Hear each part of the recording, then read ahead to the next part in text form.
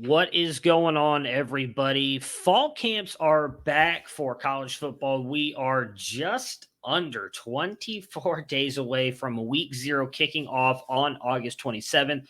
All kinds of teams are jumping into fall camp this week and next week. We've had a few who have been going on for the past couple days.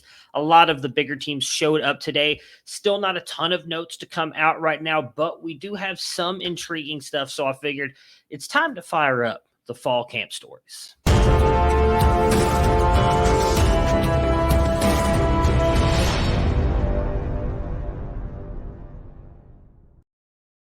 So for those of you who are not here during the spring camp stuff, what I do is I just kind of take you around the country. We're going to go over some of the storylines going on, try to hit some of the bigger name schools with some of the bigger name storylines going on today. We'll mix it up, go to different teams every single day, and especially hit on any of the big stories that we see or hear about as I scroll through Twitter, reach out to friends, family, loved ones, anybody that can get any kind of college football information, and we put it all together in one quick hitting show for you guys every single weekday. And I'm going to try and do it every single day, at worst every other day leading up to the season. We're going to go first to close to home here in Texas, and a little bit surprising, Hudson Card got the first team reps with Texas today, followed by Quinn Ewers. Both of them apparently threw a lot of passes in individual drills, but it was the receivers who were running fairly good routes, but it was just against air, so there wasn't much to take away from there. But the reports are that Quinn Ewers did look sharper than Hudson Card. In fact, there was a couple of really good throws to Isaiah Nayor, and in particular, one that stood out to a lot of the people in talking and on Twitter and in the reports that I read was a throw to Brennan Thompson on a 15-yard throw by Quinn Ewers, where Hudson Card actually overthrew Isaiah Nayor multiple times. So not great for Hudson Card. Does look like Quinn Ewers looked pretty good in his stuff. Third team, Malik Murphy did get some run here as well. 6'6" kid here. Towers over Hudson Card and Quinn Ewers, which was interesting. It says that he didn't really show any signs of any issues with that ankle surgery he had back in December. It does seem like Malik Murphy is having fun at camp. They said that after a couple of his throws, he was smiling, joking, talking with all the other players. You know, there were some worries that he may be a guy who's going to transfer out sooner rather than later with the commitment of Arch Manning. He seems to be having a good time at Texas and at fall camp. Don't blame him. Why transfer out now? Let's see what happens later this year. Kind of working with Sark in this offense, which is highly regarded as a good college offense. This one right here is more for my main man, Felix Sharp. Troy Omeire was out there and practicing and apparently looked pretty good. He's still wearing a brace on his twice surgically repaired knee, but was moving very good and running very free. They said he was running with the third team, kind of to be expected after you injured your knee twice in the past 2 years, but he was looking good. And red shirt freshman transfer Agiye Hall was out there. Did look fast, but seemed to kind of lack any route running polish, which kind of makes a little bit of sense. Might be one of the reasons that kind of led to the friction there at Alabama. But he was out on the field, which is good because we saw and heard maybe some rumblings with him not getting a lot of practice time in spring. Maybe he was unhappy. He was out there. He was also running with the threes for the most part, but did get some work with the twos. Going on over to UNC, and freshman Andre Green has apparently looked really good 6 days into UNC's camp, and everybody there is saying he is a player to watch out for this season. So a guy that we felt at C2C was a tad bit raw coming into the UNC room definitely looks a lot better than maybe we thought he was going to, at least early on. At the running back position, we know British Brooks is the unquestioned starter, but both freshmen George Pettaway and Omarion Hampton are making name for themselves in camp. Hampton has reportedly been showing up to practice early and staying late as well. Caleb Hood and DJ Jones are pushing for spots behind British Brooks, but it almost seems like both freshmen have passed him at this point. Hampton also seems to be gaining a lot of favor with the coaches and the reporters just based on his size and how ready he already looks. They say that with the way he's been playing and his physicality in camp has just been really good for UNC just looks like he's ready to go, like ready to start football today. I think that helps him out. We were kind of torn on the Pettaway Hampton camp based on Pettaway's receiving ability and his speed over Hampton. But Hampton, again, has been staying late, working with the Jugs machine. I mean, Hampton, he's making impressions at camp. I'll put it that way.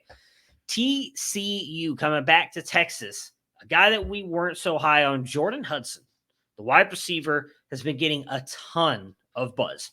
He's been moved all around the wide receiver position, but has mainly been starting at Z and apparently has looked really good running routes the past couple days at practice.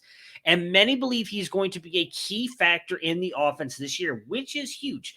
We know we want wide receivers in the Sonny Dykes system. Quentin Johnston's going to be the unquestioned one, likely the ex-wide receiver, right?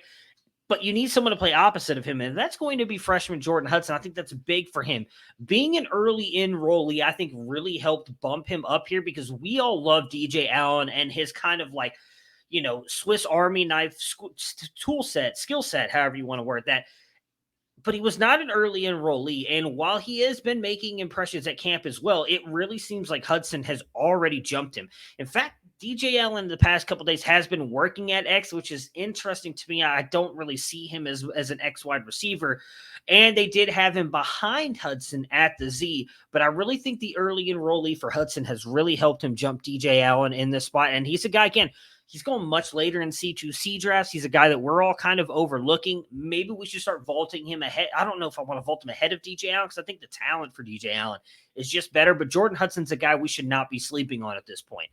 Speaking of players being slept on TCU, I mentioned him a lot during spring. The third-string quarterback, Sam Jackson, just apparently continues to really impress his coaching staff.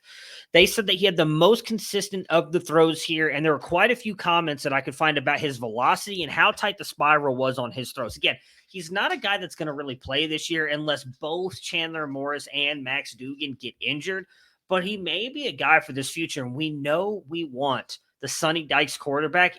That may be Sam Jackson in the future. As for the quarterback battle between Max Dugan and Chandler Morris right now, they're continuing to split reps. Max Dugan starts one day, Chandler Morris starts the next. We still have no real indication of who the starter is going to be. We probably will not find that out until we get really close to TCU's first game. And last but not least on TCU before we get out of here, Corey Wren has been used all over the formation and catching a ton of balls. He seems to be the guy that they're using as like almost a secret offensive weapon, and Dykes is going and using him in multiple ways. So Corey Wren is a guy that wasn't really on my radar. Kendre Miller's been a guy who we've talked up over at the site. Mike Valeri and Corey Pereira, two of our Devi guys, are really big on Miller. And he seems to be getting a lot of love in spring and right now as well. And Amani Bailey was getting a lot of love as well. And he was a player that I thought was going to take up that second step. But Corey Wren has been getting a lot of love the past couple days. Couple more schools before we get out of here. Going on over to Arizona. Transfer running back DJ Williams should be cleared to practice tomorrow for Arizona. That is Thursday. So we'll see if that impacts Jonah Coleman. Jonah Coleman, the freshman spring standout, a guy that I'm really high on. He might be impacted here by DJ Williams, who was once kind of a guy that a lot of people liked transferring out of Auburn, though. Will finally be cleared, and we'll be practicing tomorrow. We'll see how that affects the running back room. But Rayshawn Luke, who was a hot name Arizona picked up, highly rated by the recruiting services, really had a really good offseason. I don't remember the name of the bowl game, but it had a really good bowl game with a really explosive play committed live on TV there. Throughout summer workouts, he has added 12 pounds and it now sits at 164. And the hope for the coaching staff for him is to get up to 170 or 175 playing weight before the season. And I think that he's going to do that. Obviously, we'd like to see him get a little bit more than that just from a moving on to the NFL kind of narrative.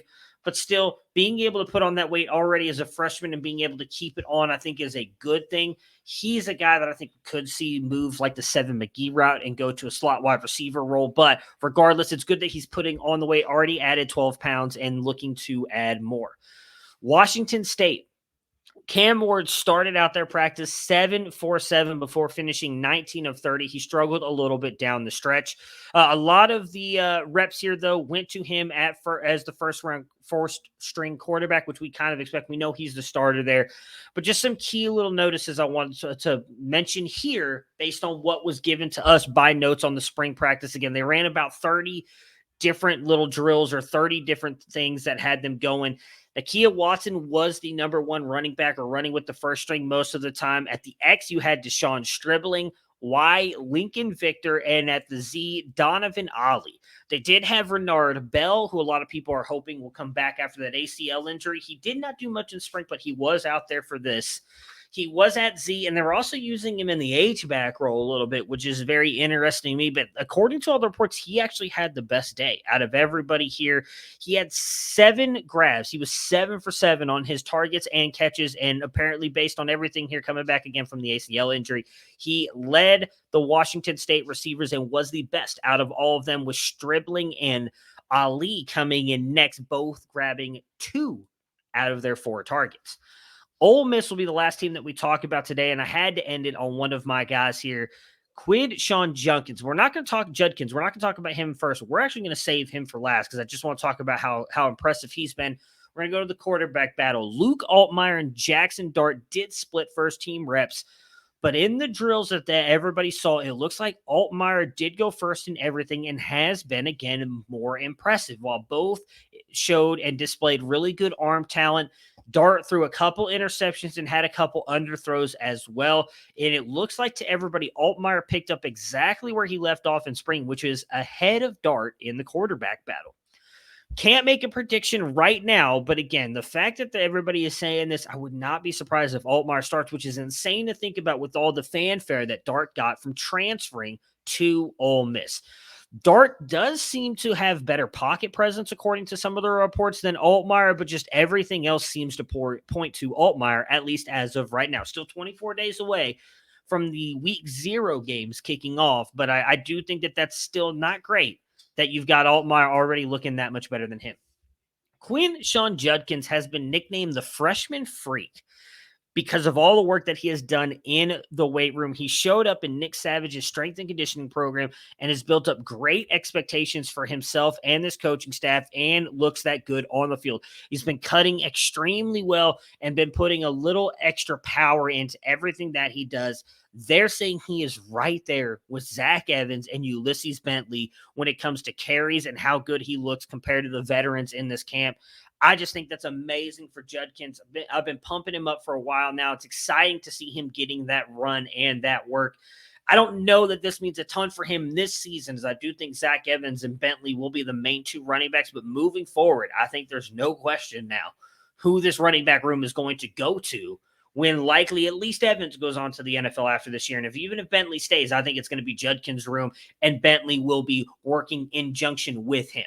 Regardless, Quinshaw Judkins just continues to impress just a day into Ole Miss fall camp.